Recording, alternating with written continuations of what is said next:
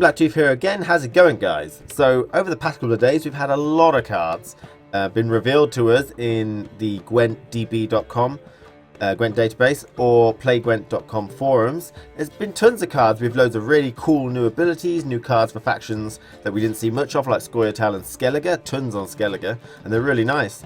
And leader cards, and just so much information. It's really good. Not all the information for all the cards, but at least some, which is better than nothing. It's really good.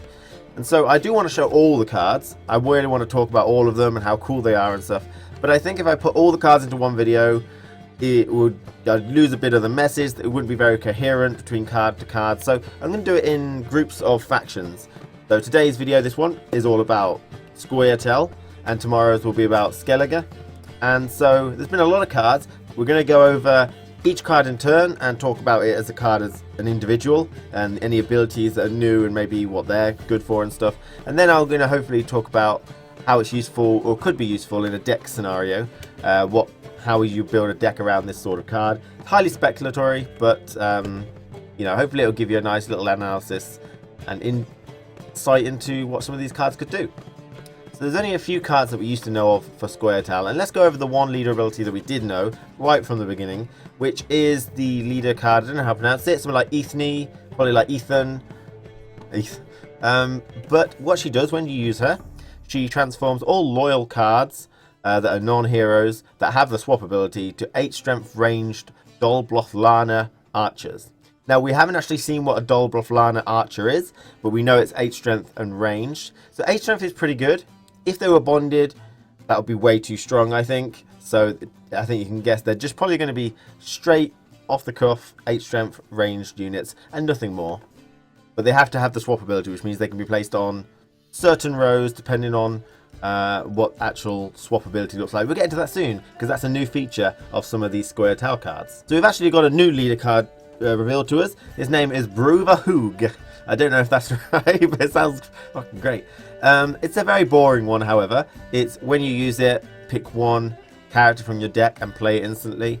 So, I mean, that's pretty decent, but it's a very generic one. We'd have to see what kind of characters they've got before we can really decide whether that's a useful card to have in a particular deck. So the first card we're going to talk about is the Havkaran Healer. We have seen this card before, but now we've got a clearer picture and some information about it. It's a 0 strength troop card. It's got the swap ability and the medic ability. Its medic ability is normal medic, really. It's just take any non-hero unit card from the graveyard and play it instantly, which is always good.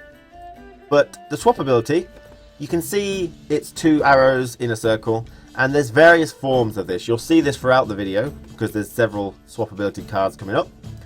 But notice the top arrow is black, like it's not been filled in. And if you take the top of the arrows to be melee combat row, and the middle of the arrows to be ranged, and the bottom of the arrow to be siege, the non-filled in top bit means it can't be placed on melee. So this card can only be placed on ranged and siege, and you can tell that because the bottom arrow is filled in, which is siege, and the middle part is filled in, which is ranged. Okay, so we'll see some other examples of that in the future. So it's a pretty standard healer, 0 strength, so when you place it down, it's not going to do anything on the board after it's medicked, but they are going to be very, very useful and very kind of probably necessary in Scoia'tael decks. If your Scoia'tael deck is based around the Blue Mountain Commando, which we'll get onto soon, or the Dolblothlana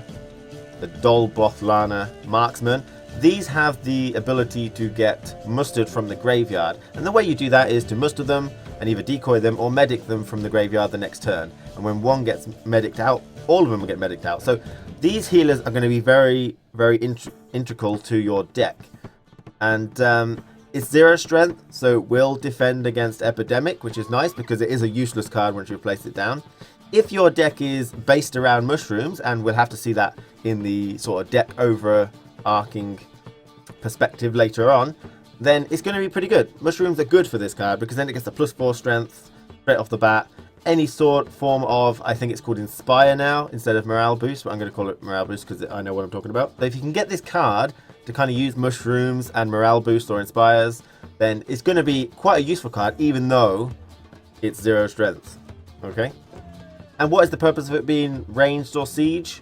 Well, it will allow it to be affected by that first leader ability we saw. Ethan, I'll call her Ethan now. She's named Ethan from now on. He will be able to be affected by Ethan, turn into an 8 strength archer, which is going to be great because he is a useless card, like I mentioned. And you can place him on certain rows, which might be good for the morale boosting or the mushrooms, you know, if you've already got one in play. So generally, decent, very good. I like the accessibility, the playability of this card. You've got a few options with this thing. So the next card is the Blue Mountain Commando, and actually the Dol Blothlana Marksman as well. They're both 3 strength. They're pretty much identical cards, except the Blue Mountain Commando is melee, and the Dol Blothlana Marksman is a ranged unit. So they can all come from the deck, hand, and graveyard, which is really good. Combos with the previous card, the Healer. They are 3 strength, so they're quite low. They might get epidemicked. They're definitely in the range of Cull, but hopefully you'd want to buff them up is probably the strategy. They're going to be more useful for mushrooms, but only just. So far we've got a pretty nice mushroom heavy deck at the moment. And essentially you just kind of want to bring them out again and again and again, using medics and maybe a decoy or something like that to keep them on the board and keep using them. So that's why they've got low strength. Right, so we've got a new card here and a new ability. Let's see if I can pronounce it. Scoia'tael. 4 strength. And it's a character card. It's the ranged card as well. And it has this basin type looking skill icon. And it's actually a spy. So it's a 4 strength spy, which is pretty good. You know, most of them have been 8 to 10 strength so far. And its spy power is draw a random special card from your deck to your hand. So, special card. This would work well with a mushroom themed deck, of course. Make sure you get a mushroom, but I'm sure this is probably quite useful all over the place. Special cards can be very effective. Weather, Scorch, Decoy. You've got a lot of playability with the card. You can, although it's random, you probably do want to... The more special cards you put in, the more variants of special cards you put in, should I say, then the less likely you're going to get what you want. So if you just maybe put in a few special cards, which you might get a couple in your hand, then you can probably pinpoint it and make it a little less random. It's decent, nice 4 strength, which isn't too bad because it's a spy. Ranged, I don't know how that would really affect. We'd have to see what the metagame is on what rows people go on a lot. But yeah, so it's a decent card, very strong ability to bring a special card into your hand. Really good. The next card is Reordain. This is a 4 strength character card as well. It's melee and has the Death Wish ability. And the Death Wish is, so when it gets removed, it will play a Vreehead Brigade card. I don't think we get to see what a Vreehead Brigade is, so it's really hard to comment on this card particularly because we don't know what a Vreehead Brigade is. It's a pretty cheap card for a character in terms of strength. It's not really an effective strength card. It's really all about the Death Wish and how good that is to see how good this card is. So we'll have to see what he does first. So pretty much going to skip over this guy because we can't really tell what he does. It sounds like a decent card. If you look at the image, there's a lot of cavalry there, and a brigade sounds like more, you know, quite a strong thing. It sounds like more than one person.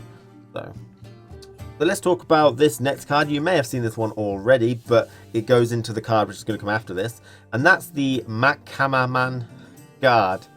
Mahakaman, that's it. Mahakaman Guard. He sounds like a Pokemon, but he's a 6 strength troop card. Troop is pretty decent. Now, there was 5 of these in The Witcher 3 Gwent, and we don't know how many there are here. There's at least 3, because we've seen 3 different pictures for these. They're melee, and they have the Resilient ability. Now, this is a big deal, because only 1 card had the Resilient ability so far, and he was a hero card, Zoltan the Brawler. Now, Resilient, the passive ability, keep the card on the battlefield after the round ends. So basically, you place him on turn 1, he'll stay on for turn 2, and he'll stay on for turn 3.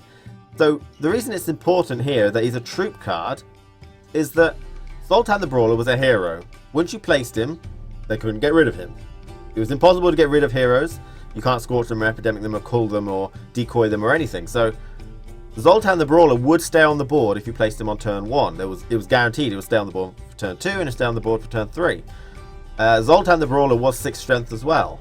This means this particular card, which is just a troop card, which we know have 3, is the same strength as Zoltan. And it stays on the board as well. So it's pretty much a Zoltan. The only difference being that it's a troop card. And that means I'm pretty sure I'm going to bet my my headphones on the fact that if you scorch this guy, he does not come back. Because it clearly states, keep on the battlefield after each round. As a passive ability. Okay? The operative word being keep. So it's different to a Death Wish where when removed, plays back on the board like Molvark. Is it Molvark? Morkvarg, I think it might be. He clearly states if he goes into the graveyard, he will come back out. This guy has to be on the board. Okay, so I think these Mahakaman guards are going to be very dangerous, very strong. But if you've got like 5 of them, which they used to be in Witcher 3, but they didn't used to do this, then you're only going to get 36 strength, which is reasonable for all 3 rounds though, so that's the problem. But they're all going to be susceptible to Scorch. All the ones we've seen so far are 6 strength, so they're going to be very Scorchable. Okay, now there is a card which I'm looking at, which might turn cards to hero. We'll go into that in its own video because it's not here at the minute. But if that card becomes fruition, it's called promotion. You might be able to make these heroes, which would be very, very strong. So the whole point is, if you play one of these, you know, what time are they going to promote them? So it's a very strong card. You've got to be worried about this card. It might even see a nerf, I don't know. But it's definitely a Scorch target. The question is, how, when do you Scorch it? So if he's got like 4 of them, if he plays 1 down, you don't want to Scorch 1. But then again, a smart player would defend them. You know, he'd put like a 7 strength minion down. So it would defend all these 6s he's about to put down. And stuff like that. So I could see this card being very, very powerful. Probably one of the main strategies behind the Scoia'tael deck along with the muster. If there's definitely 3, which is still pretty decent. So the next card is a combo along with the Mahakaman guards. It's Sheldon Skaggs. He's a 4 strength character card. So he's going to be one that you really want to combo with the Mahakaman guards if you choose to take them. And he's a melee and he draws 1 card. Okay. So he's got the muster ability to play a Mahakaman guard when he gets placed from your deck. So if you have a Mahakaman guard in your hand, providing the description is right, it doesn't come out of your hand. It always comes out of your deck if you have one in there. So if you have 2 Mahakaman guards in your hand, he can pull a 3rd one. So this combo starts to really pick up some pace. You're starting to really get a nice combo going where you can start getting some decent strength every round. And I really think it's if you Scorch them, they're not going to come back. It's keep them on the battlefield, not bring them back onto the battlefield. You know what I mean? So I think that's the downside, which is nice. It's nice to have a downside. But very strong combo there. I really like those guys. Really nice. The next card is Saskia. I hope that's right. Saskia. She is a 6 strength hero, and she has a swap ability and a choice ability. So let's just go over the swap ability, because if you notice, hers are completely filled in, whereas the previous card that we saw had the top bit not filled in. So if you remember, the top is melee, the middle is ranged, and the bottom is siege. Because all hers are filled in, she can be placed on melee, ranged, and siege. So that's how you sort of tell the difference. There's no evidence for a card which doesn't have the bottom one yet. So there's no evidence for a card which can be placed on melee and ranged yet that we've seen. So her choice ability is to either Incinerate, which is basically play a Scorch, or to Inspire, which is basically to play a Commander's Horn. So she's a very strong card, nice bit of choice there.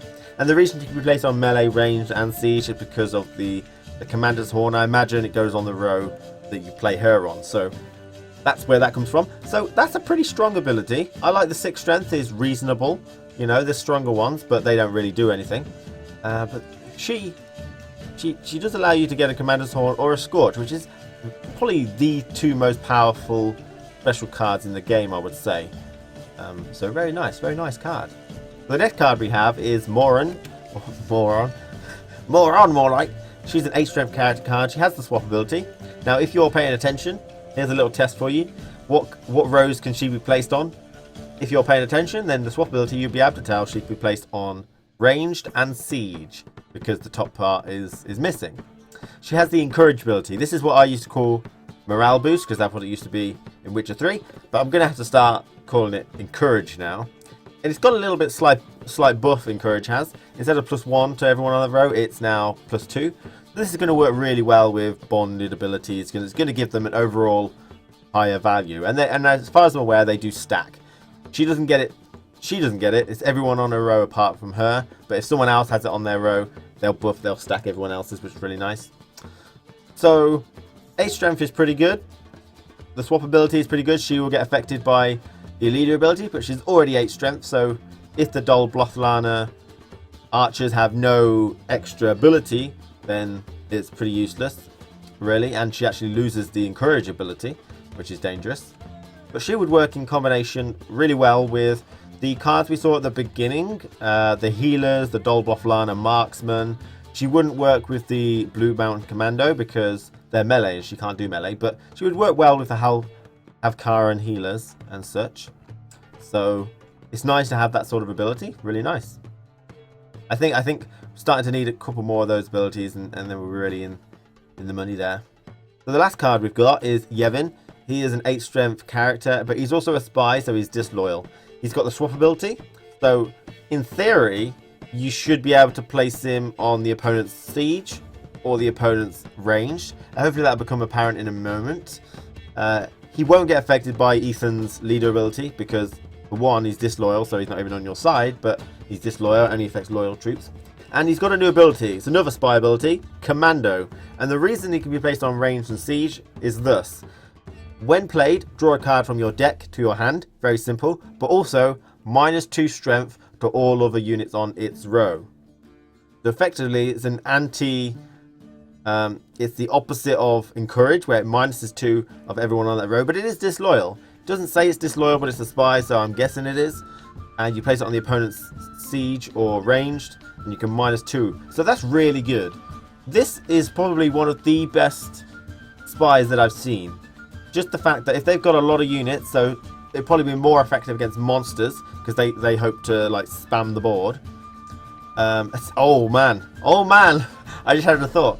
This will be even better against monsters, because monsters like to put down frost or fog. Fog in this case, because it can't be placed on melee. But if they put down fog and got loads of foglets and ancient foglets, you place him on the range, he's going to get reduced to 1. So, you know, your strength is pretty much negated from the get-go, and it's reducing all those foglets and ancient foglets down by 2, which is almost all of their strength, because they're only like 4 and 2 anyway. So he's really good against monsters, and he seems pretty good against everyone else as well. 8 strength is pretty decent. You could probably offset that 8 strength that you're giving them by putting on a row where they've got a lot of good stuff, you know. And it would have more of a drastic effect on bonded ability. I assume it goes underneath bonds, so it will reduce their strength by 2, and then they'll bond together that new strength to get a lesser total than normal. It's the way that encourage or morale boost works. It goes underneath bond, so it bumps them up higher. So a really strong card. Probably one of my it's not like drawing a card from your deck is kind of like exchanging him again, but the -2 to strength is very powerful. It might also make things that weren't in epidemic range come into epidemic range. It might put things that weren't in cull range into cull range. So some of it's 4 strength, he could bring them down to 2, and then you can cull all of them. So it's really, really strong. I really think that's a good ability, and it might just give you the strength that you need, really. But don't forget, it's probably very dangerous because he could probably be played against you because he is not a hero card. So you have to be very careful that they don't play against you with a decoy. And just as I was about to upload this video, edit it and put it up on YouTube, they actually revealed one more card, which has changed the way some things work a little bit. It's the Vreehead Vanguard. So it's not the Brigade that we wanted to see, it's the Vanguard. This is the 4 strength troop card, and it's got morale boost. It's got the Inspire ability, which adds 2 to everyone on the row apart from himself. So it's another card which will really help, along with Morone, the character card, which has Inspire as well, to really start bumping people up, which is really nice. And so it's starting to be more Commander's Horn based, because you're going to start building up the Blue Mountain Commandos and the Dol Blothlana Marksmen. So they're 5 strength, and then Commander's Horn becomes a bit more prevalent in that situation. Now the main thing about this card is that it really kind of puts a spanner in the works into the swap ability that I discussed earlier.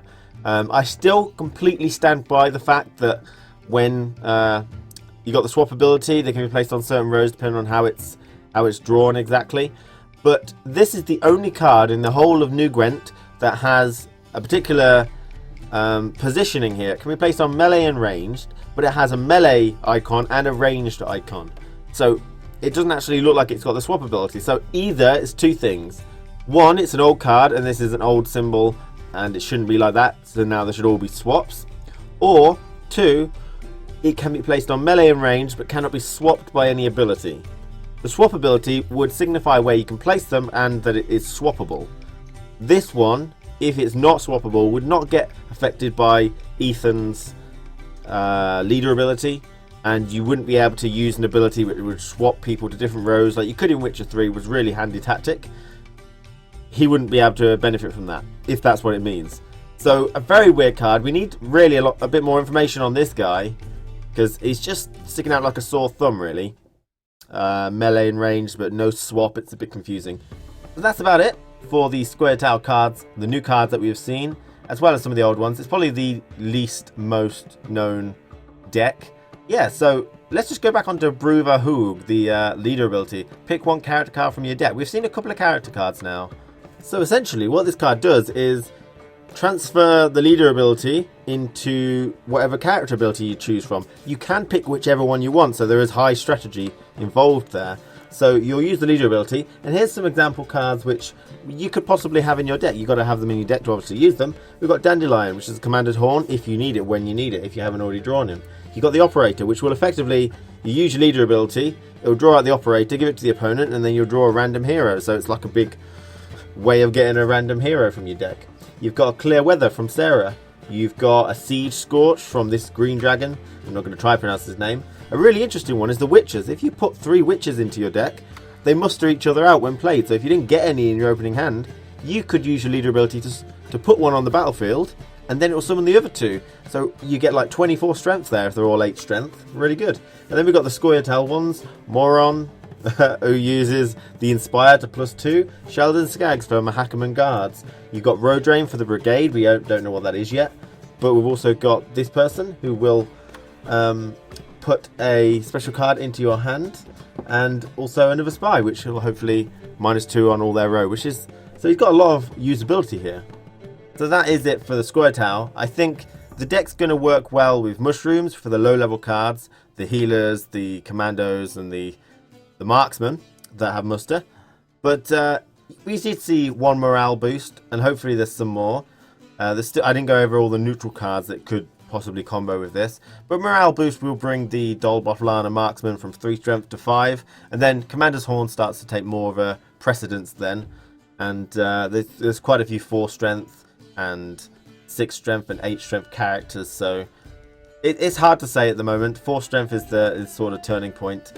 But Mushrooms seem to be pretty decent so far, and that would save you from weather effects as well. Which means you could probably play a very heavy, low-level strength Mushroom weather deck with these, and it would work quite well. Thanks for watching, everyone. I think that's going to be it. Next time is going to be Skellige and all those new cards, and thanks for watching. Take care, guys.